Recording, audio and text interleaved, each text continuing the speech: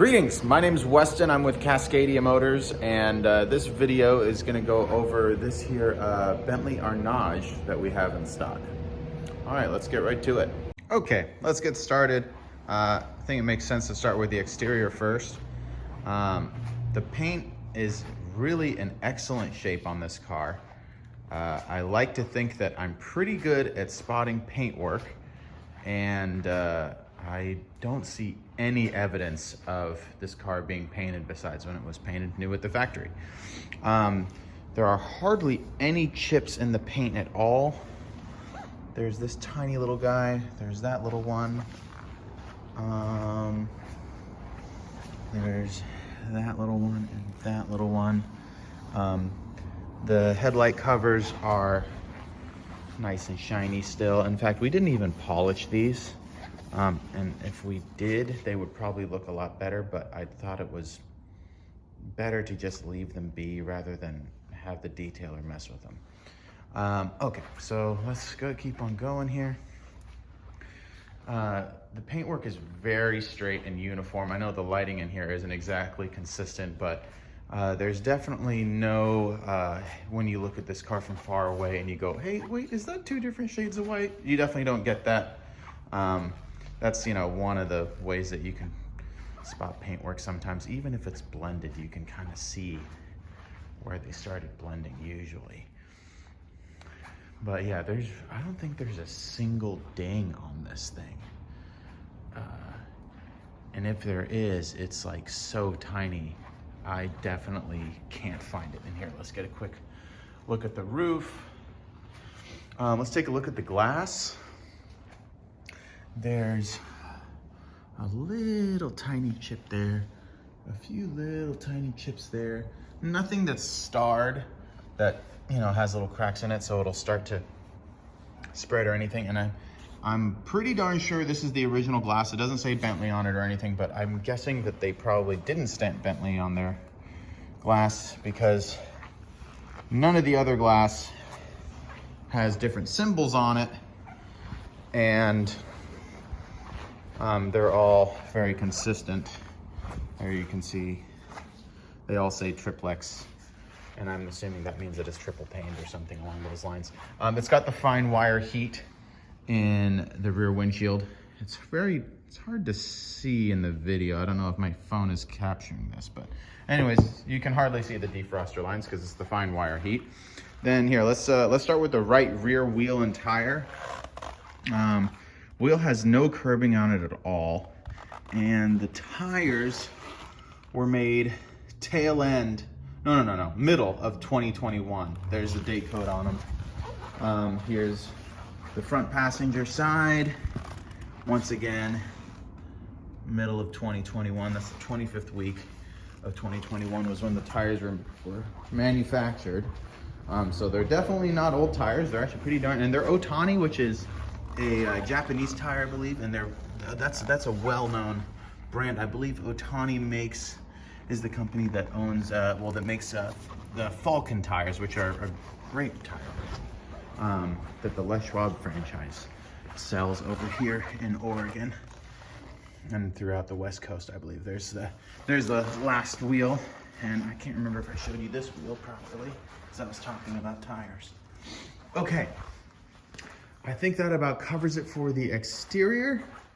Oh, the other thing I should mention on the exterior is some of you may have noticed that this has the red badges on it, like a red label Arnage that has the 6 3/4 V8.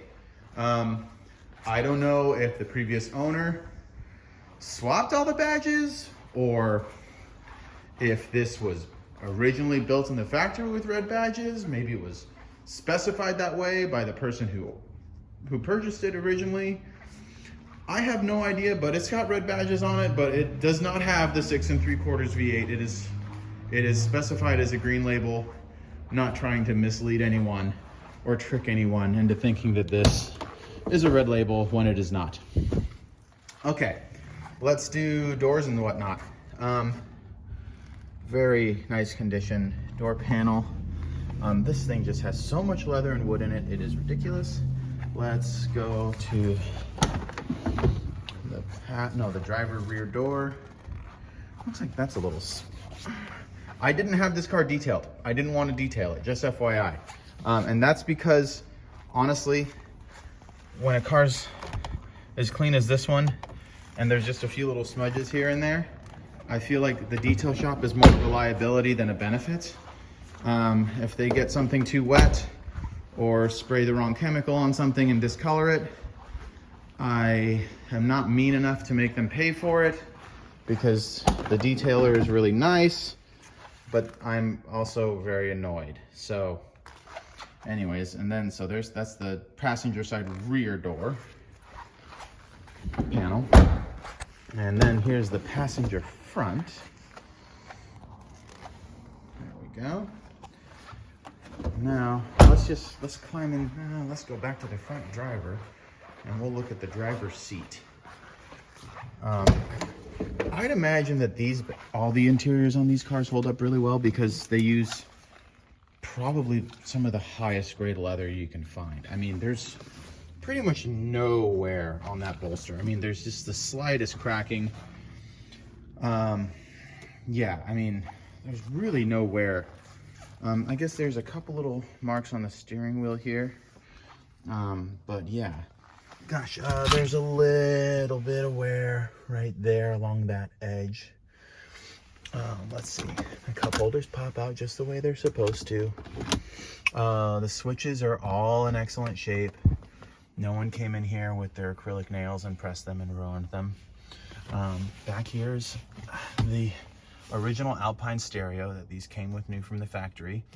And it honestly sounds surprisingly good. The previous owner left their ELO CD in the CD changer, so I tested it out with that, and it actually sounds pretty nice. I did notice this little gasket around the speedometer has come loose. That's another little thing where I thought, oh, you know, I could probably just cut that and push it back in, but I'm not going to mess with it. I think it's better not to. Then the leather trimmed dash is also in excellent shape. Here, I tested these work. These are both the lumbar supports. The power door locks work perfectly. All the window switches work. All the power seat adjustments work. The heated seat, at least the driver heated seat, works great. I didn't test the other one. The power tilt and telescoping, no, I'm sorry, not telescoping, just power tilt works. And the heat and AC works all like it's supposed to. Let's see here. These are the mirror switches, which also work just fine. And here, let's go to the back seat. So this, of course, has this super cool tray that folds out, so you can put your glass of champagne and your cucumber sandwich on it. These switches recline the rear seats, although it's kind of silly but cute. There's still a cute feature, but it's kind of silly because there's not enough leg room to justify a reclining rear seat, especially with a reasonably sized person in the front seat. There just isn't. But it's fun that it's there and they work. All right, let's pull this armrest out, see if there's anything interesting in there. Nope, it's empty, but it's nice and clean. Okay, the rear deck. It looks like there's one little hair there. Rear deck is nice. I guess I should show this little console here. Ooh, I actually don't know what these switches do. I haven't fiddled with them. I'd imagine that they're manual turn-on switches for these reading lights. Oh, and then also what's really cute is they've got this little pad here. I'd imagine this is like for if you're in the back seat and you kind of like nod off on a long trip, you can just, you know, you can just rest your head right there. Oh, let's check this right here. You do have a temperature control for the rear seat.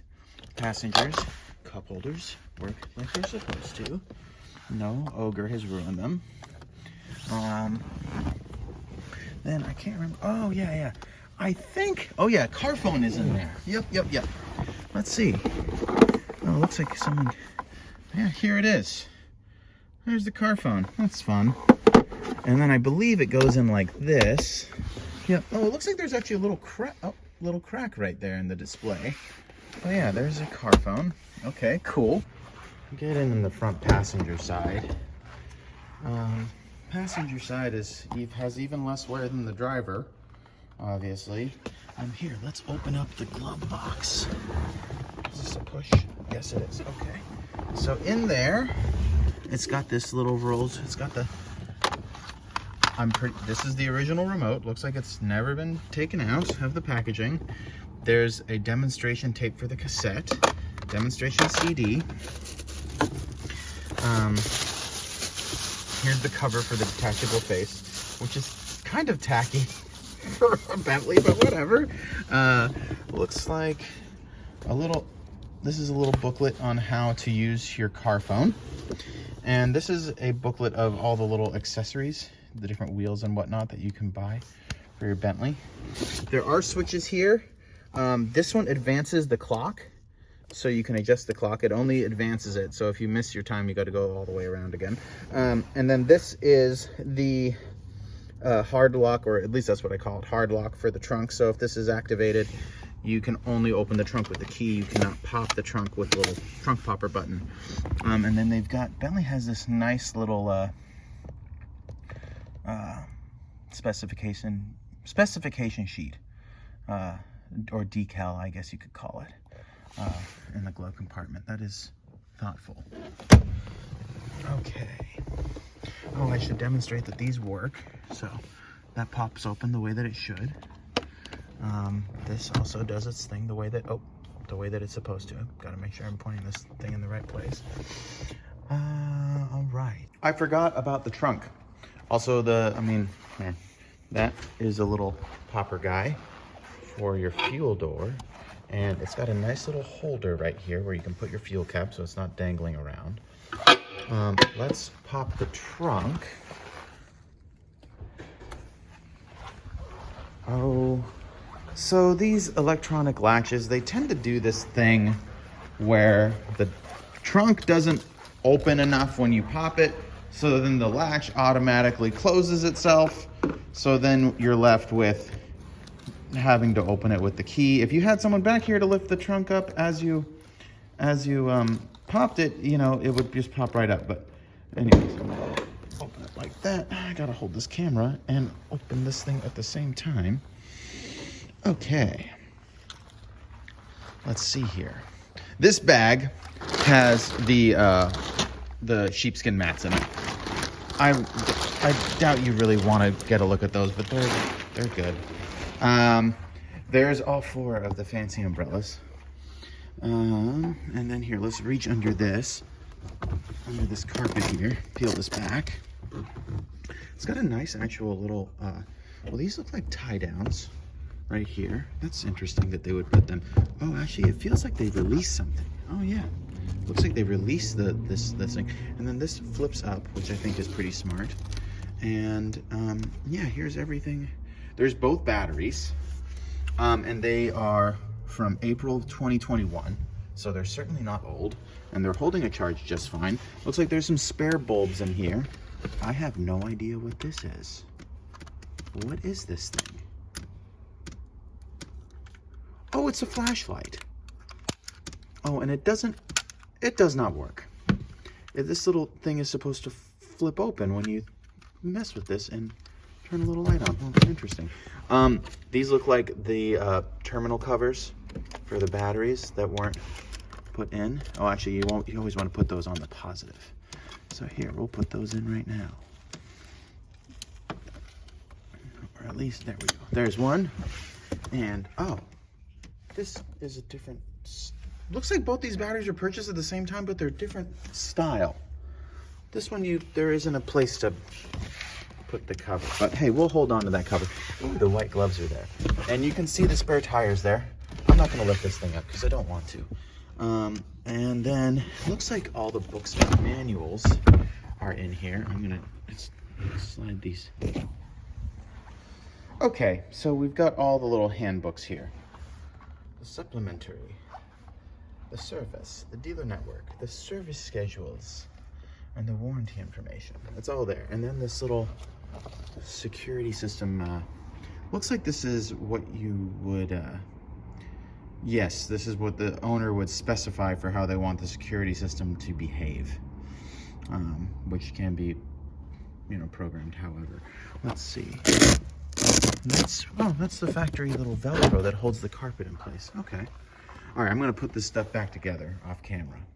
Okay, I've got the window open here, and I'm going to start the car with the phone outside, or my camera, I should say, outside so you can hear it.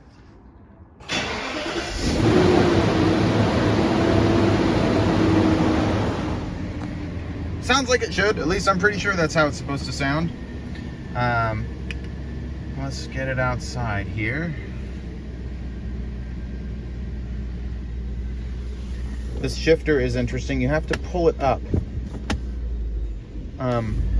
Yeah, that's something I think I would bet that shifter came out of a Rover, because I think that is how the Land Rover's shifters from this era operated.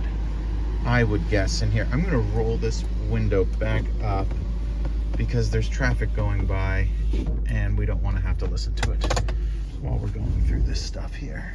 I'm going to shut the garage door. There it goes. Okay, so power mirror. Oh, there you go. It is working.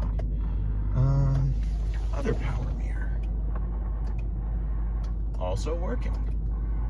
Let's do the sunroof. Where's the sunroof switch? Oh, I think it's one of these. Nope, that's not it. There it is.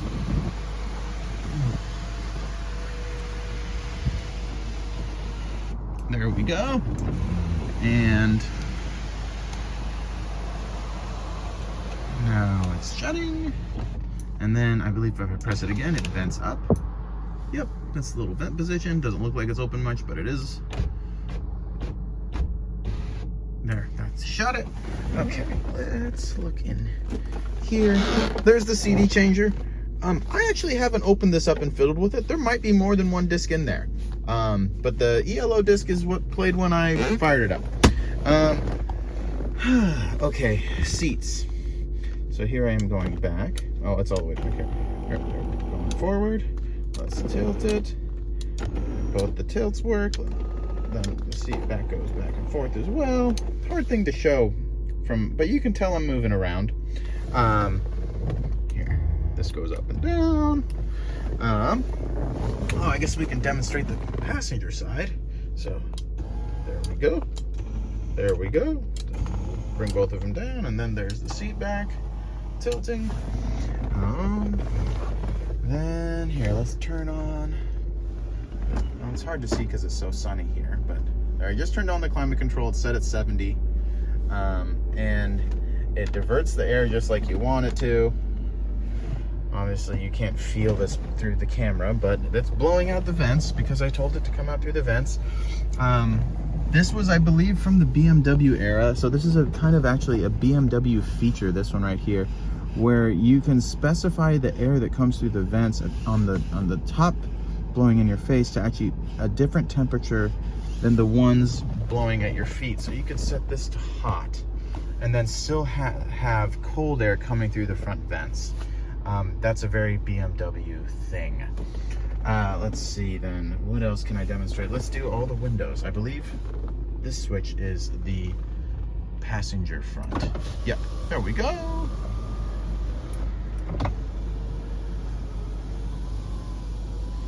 Then passenger rear. Yep. And then driver rear.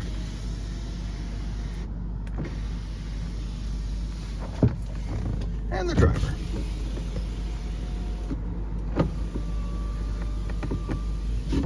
Let's try the power door locks out. Right now they're all unlocked, so we'll lock them. And you see, actually makes a very satisfying little chunk kind of a noise when you push the lock button. And then makes a nice little unlock noise too. Let's see what else we can possibly show. Those are the miles right there. 44,818. The gauges are very What's the word? Elegant. Yes, that's the word I was looking for. Elegant. And the mirror. This one also looks like it came out of a BMW to me.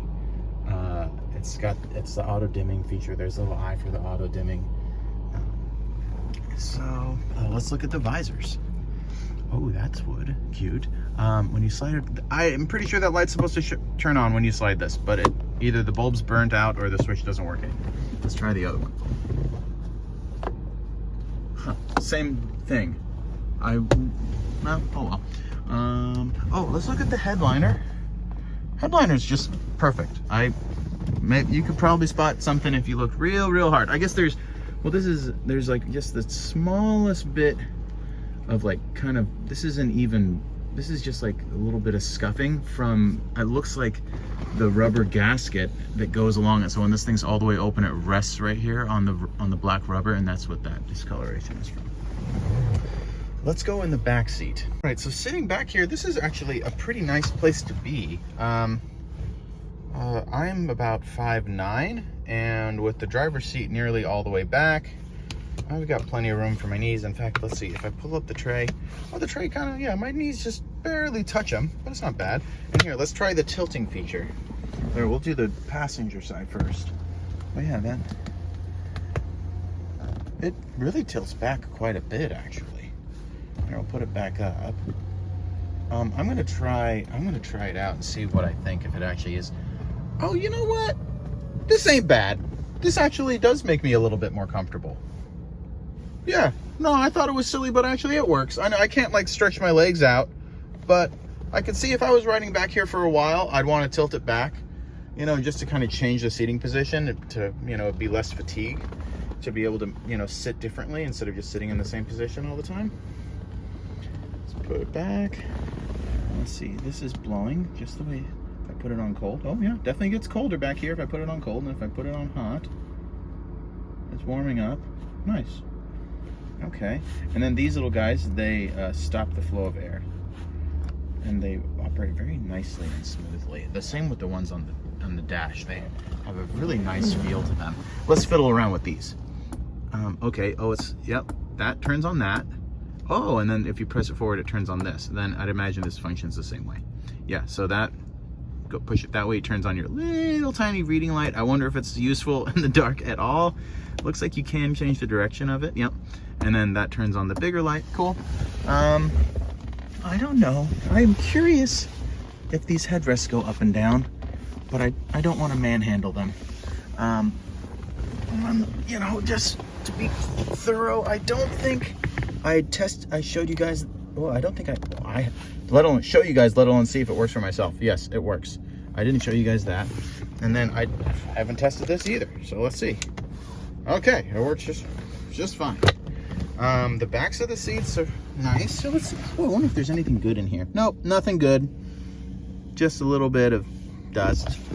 Anything good in there? No. Sometimes you find cool stuff in cars.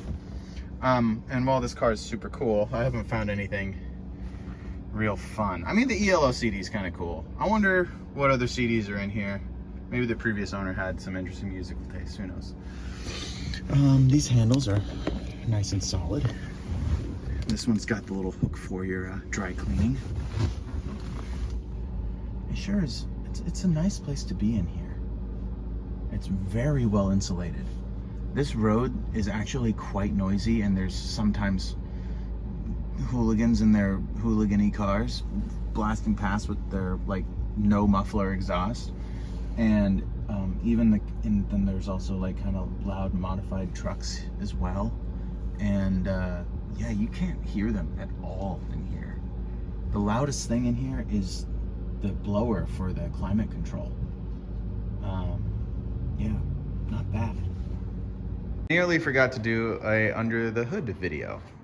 So this has got the BMW 4.4 liter V8, as I believe it's specified right here. Yep, 4.4 liters. It's twin turbo. It's supposedly tuned by Cosworth. I believe these are your big old charge air pipes. Well, this is going straight to the air cleaner, it looks like. But these two pipes feed both the turbos. Gosh, it's got a nice big meaty fan in there, and the fan clutch feels like it's grabbing good. Still says Bentley on the engine cover. It's got this little plaque right there. I'm assuming that's a chassis number. Maybe that lines up with the VIN. I'm not sure.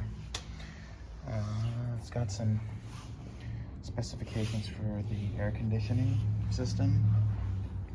A nice little breakdown of where all the fluids and adjustments are that we're allowed to mess with. It's a little dusty in here. Once again, I did not want to detail this car. You know, they get a little bit saucy with the pressure washer or whatnot, and then they get something wet, and then it spends way too long in the shop and so on, and it's not good. The hood insulation is great. Oh, let's see what this little plaque is. Oh, paint code and trim number. All right, cool. I'm not gonna pop any of this off. That's too much. And it looks like it's screwed on. Looks like this is the oil dipstick. I'm not gonna take that out either. I can tell you we did an oil service on it. We also flushed out all the coolant and put fresh coolant in it. We put the BMW coolant in it because it's got a BMW V8 in it. Shut that. Sounds nice when you shut it. And then, oh, here. Let's look at the keys. It's got 2 keys. I'd imagine that both of those are the original keys. It's got a couple little keychains. 1 remote for the keyless entry, and it does work. In fact, there you go. That's the lock button. That's the unlock. You press it a second time, and it unlocks all of them. I figured what the heck and decided to get underneath this thing a little bit with the camera just to show that it is not leaky and it's not rusty and it's not yucky under here. There's power steering rack is nice and clean. And then we can see a little bit of the, I think that's the crank and the oil pan. It's hard to see what I'm looking at right now because I'm putting the phone pretty far underneath the car. Let's see. But it is dry under there and rust free. And it's not, I don't think there's anything alarming under here. It's a happy time.